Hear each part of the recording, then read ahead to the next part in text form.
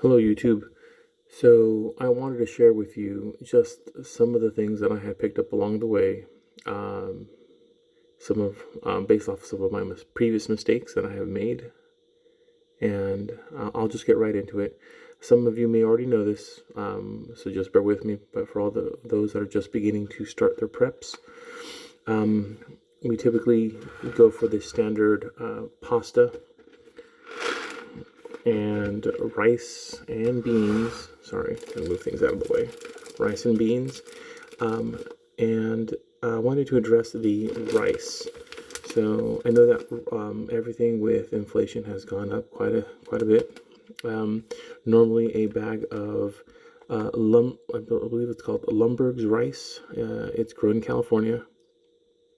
It is organic. That's probably the best rice to get, but at this point I just was down at the local Walmart and I saw that it was selling something similar in size, about 32 ounces, which is about 2 pounds, for $6 to $7, which is outrageous considering it's just white rice.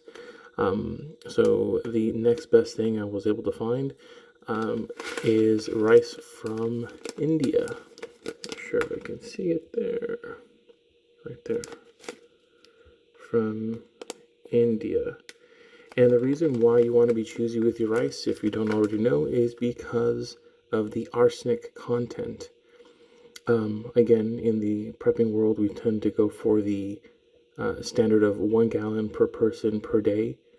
And that is typically includes for cooking and drinking, not so much for cleaning ourselves, but at least for cooking and cleaning, mostly for drinking.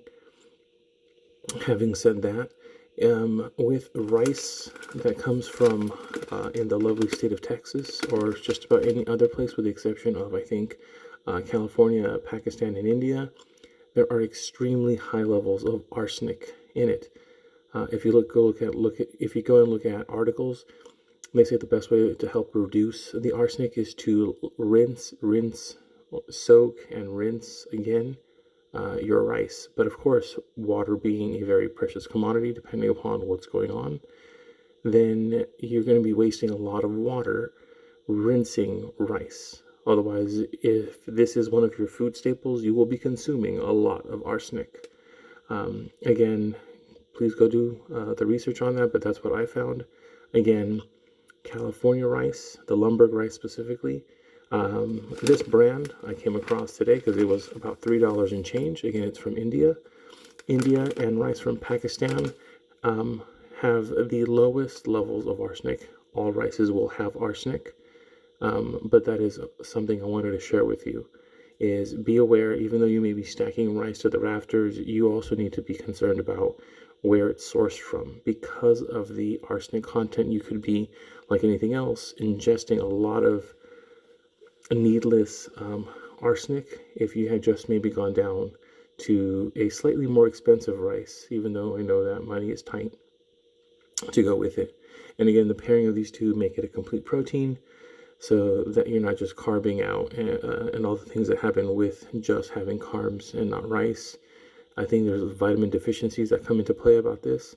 And then there's the beans and rice together.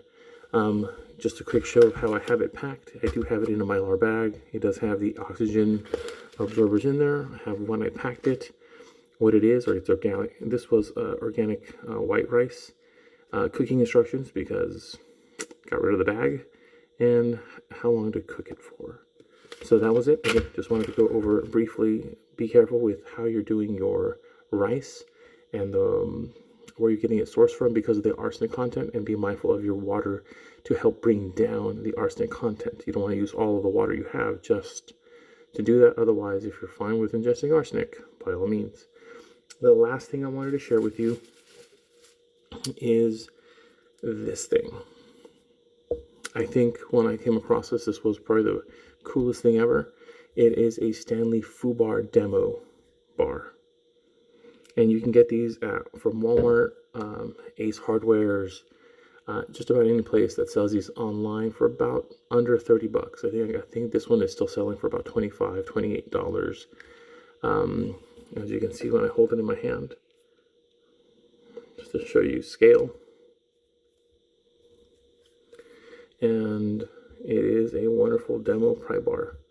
Great for urban prep carrying. It could be used as a defensive weapon. It's got a good amount of heft and weight to it. You could always sharpen this up. It's dull because it's hasn't been used. Thank God. So we've got this for prying. Again, great for urban search, defense. It's kind of an all-in-one. Again, it is heavy, but this is, I thought, a great find. I got a long time ago. And then just for comparison, I don't have a fancy video editing system, so I'll bring this over, is this thing. It's called the Reaper. It looks much smaller, not so much intended for a pry bar, maybe more detailed for $20. So you'd have to make the decision at that point. What is best? I know that sometimes weight is a big issue, but if you're in an urban environment, I believe, and things go south, or you need to gain access into a building and defend yourself, this would be I would say it's a really useful tool to have at that point. So again, this is the Stanley Fubar demo bar. Retails, I think, for about just under $30, $28 and change. And don't forget your rice. Okay, that's it. Good luck, everybody.